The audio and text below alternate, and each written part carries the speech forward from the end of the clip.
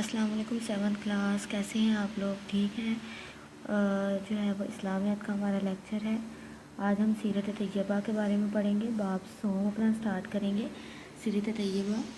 اس کا سب سے پہلے تعارف پڑھتے ہیں۔ اللہ تعالیٰ نے انسانوں کی ہدایت کے لیے، انسانوں کو سیدھا راستہ دکھانے کے لیے نبیوں اور رسولوں کو مبعوث فرمایا ہے، بھیجا ہے۔ ہر نبی کی زندگی دوسرے انسانوں کے لیے بہترین نمونہ ہوتی تھی، ٹھیک ہے؟ نمونہ کا مطلب مثال۔ ہمارے نبی حضرت محمد صلی اللہ علیہ وسلم آخری نبی ہیں۔ کون سے نبی ہیں؟ آخری نبی ہیں۔ اب قیامت تک کے لیے آپ صلی اللہ علیہ وسلم کی مبارک زندگی ہدایت حاصل کرنے کا واحد ذریعہ ہے۔ اس باب میں دین اسلام کی ترویج اور اشاعت کی خاطر، یعنی اس کو پھیلانے کی خاطر، حضور صلی اللہ علیہ وسلم اور صحابہ کرام رضی اللہ تعالیٰ عنہم کی اثار و قربانی کی درخشاں یعنی کہ روشن مثالوں کا ذکر کیا گیا ہے اور سیرت طیبہ کے چند پہلوؤں پر روشنی ڈالی گئی ہے۔ سب سے پہلے ہے فتح مکہ، یعنی کہ مکہ کو فتح کیسے کیا تھا، ٹھیک ہے؟ اس کا پس منظر ہم دیکھتے ہیں۔ صلح حدیبیہ ایک معاہدے کا نام تھا، ایک وعدے کا نام تھا جو مسلمانوں اور قریش مکہ کے درمیان میں ہوا تھا۔ یہ معاہدے کے مطابق یہ درمیانی طے پایا تھا کہ دونوں 10 سال تک جنگ نہیں کریں گے۔ کون کون؟ مسلمان اور قریش مکہ دونوں جو ہیں وہ 10 سال تک جنگ نہیں کریں گے۔ عرب قبائل جس فریق کے ساتھ ملنا چاہیں مل جائیں، یعنی کہ یہ دونوں جس کے قبیلے کے ساتھ ملنا چاہتے ہیں نا اس کے ساتھ مل جائیں۔ قبیلہ بنو خزاعہ مسلمانوں کا حلیف بن گیا، یعنی مسلمانوں کے ساتھ ہو گیا۔ اور جبکہ بنو بکر یہ بھی قبیلے کا نام ہے، ٹھیک ہے؟ قبیلہ بنو بکر جو تھا وہ قریش مکہ کے ساتھ اس نے معاہدہ کر لیا، یعنی کہ وہ اس کے ساتھ مل گیا۔ پرانی دشمنی کی بنا پر، یعنی پرانی دشمنی کی وجہ سے بنو بکر نے بنو خزاعہ پر، یعنی اس قبیلے نے اس قبیلے پہ رات کی تاریکی یعنی رات کے اندھیرے میں حملہ کر دیا۔ بنو خزاعہ نے یعنی اس قبیلے کے جو لوگ تھے انہوں نے مجبوراً خانہ کعبہ میں پناہ لی، یعنی خانہ کعبہ میں چھپے۔ لیکن بنو بکر نے حرم میں داخل ہو کر، یعنی بنو بکر قبیلے کے جو لوگ تھے وہ خانہ کعبہ میں انہوں نے داخل ہو کر بنو خزاعہ کا خون بہایا، یعنی کہ ان کو قتل کیا خانہ کعبہ میں جا کے۔ قریش مکہ نے بنو بکر کا بھرپور ساتھ دیا۔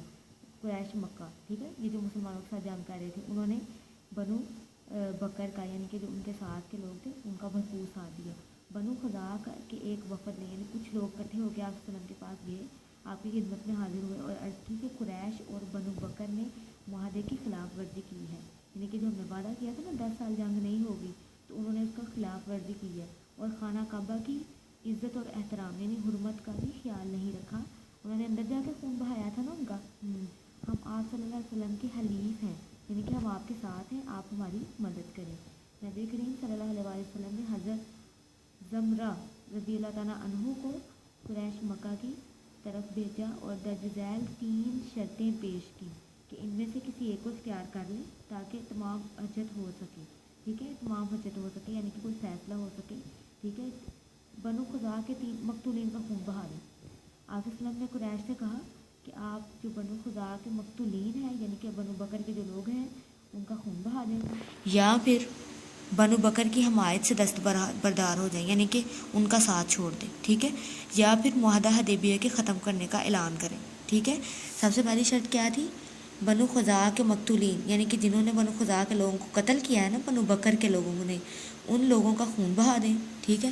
یا پھر بنو بکر کی حمایت سے دستبردار ہو جائیں یعنی کہ ان کا ساتھ چھوڑ دیں، یا پھر معاہدہ حدیبیہ یعنی جو صلح حدیبیہ آپ نے کیا ہے نا 10 سال جنگ نہیں ہوگی، ٹھیک ہے، اس کو ختم کر دیں۔ قریش مکہ نے جلد بازی کا مظاہرہ کرتے ہوئے تیسری شرط قبول کر لی، یعنی یہ والی معاہدہ حدیبیہ انہوں نے ختم کرنے کا اعلان کیا۔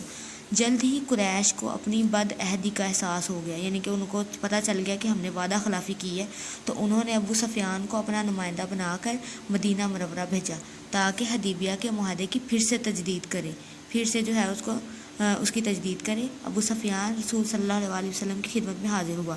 آپ صلی اللہ علیہ وسلم نے اسے کوئی جواب نہیں دیا۔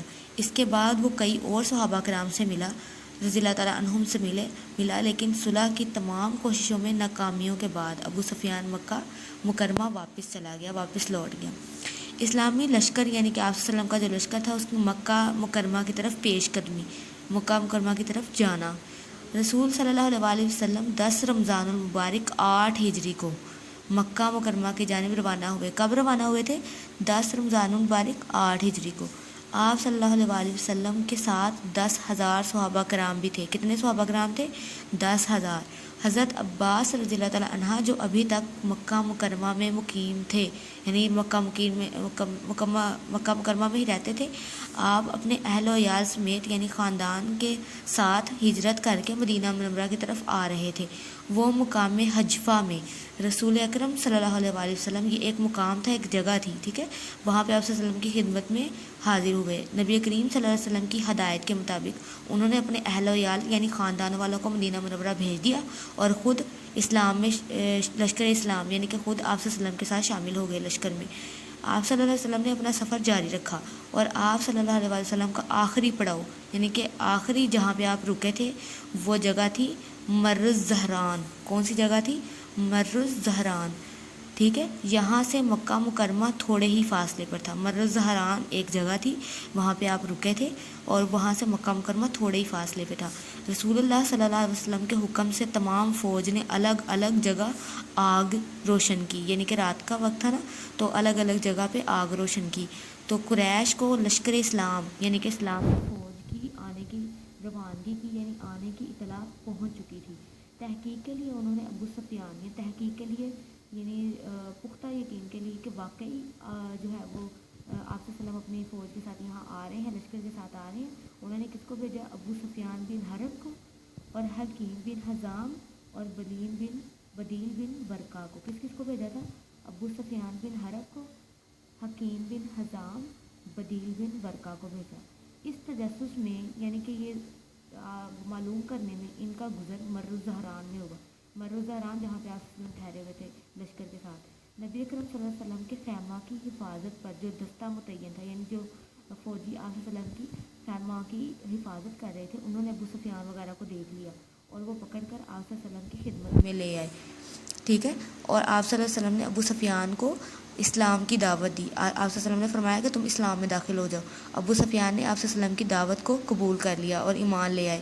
جب رسول اللہ صلی اللہ علیہ وسلم مکہ مکرمہ کی طرف روانہ ہونے لگے تو حضرت عباس رضی اللہ تعالیٰ عنہ سے فرمایا کہ ابو سفیان کو پہاڑ کی چوٹی پر لے جا کر کھڑا کرو تاکہ اللہ تعالیٰ کے لشکر کا نظارہ آنکھوں سے دیکھ لے. یعنی کہ جو اللہ تعالیٰ کا لشکر ہے اس کو وہ فتح یاب ہوگا، کامیابی حاصل ضرور کرے گا، اس کا نظارہ وہ آنکھوں سے دیکھ لے. یہاں تک آپ کی ریڈنگ ہے، ٹھیک ہے. جو انڈر لائن چیزیں کروائی ہیں آپ نے ان کو صحیح سے پڑھنا ہے. یہ آپ کے ایم سی کیوز میں آپ کے کوشچنز آنسر میں آتی ہیں، ٹھیک ہے. اور آپ نے یہ ضرور اس کو صحیح سے یاد کرنا ہے. پہلے اس کو اچھی طرح سے ریڈ کریں، ٹھیک ہے. اس کے بعد جو ہے آپ کے ریڈنگ شارٹ بنتے ہیں، ایم سی کیوز بنتے ہیں، اس کو یاد کریں. اللہ حافظ.